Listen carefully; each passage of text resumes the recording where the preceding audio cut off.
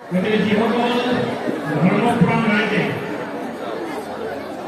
আমাৰ আজি এই পানী তোলা কাৰ্যসূচীৰ লগতে তেখেতসকলক আমি অতি কম সময়ৰ ভিতৰত আমাৰ মন্দিৰৰ সন্মুখলৈ আহি পানী তোলা কাৰ্যসূচীত প্ৰথমে অংশগ্ৰহণ কৰিবলৈ আমি শ্ৰদ্ধাৰে জনাইছোঁ।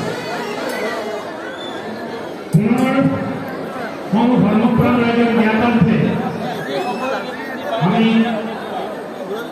জনাইছোঁ যে খন্তেক সময় পিছতে আমি 105 হেতনা ৰাস মহোৎসৱৰ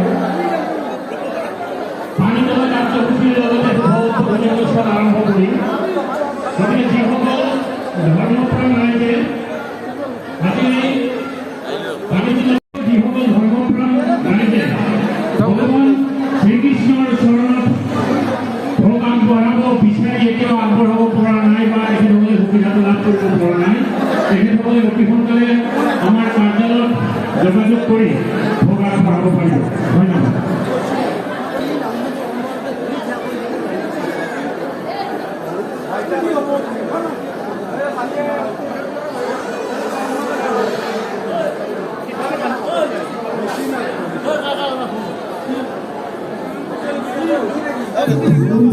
Oh,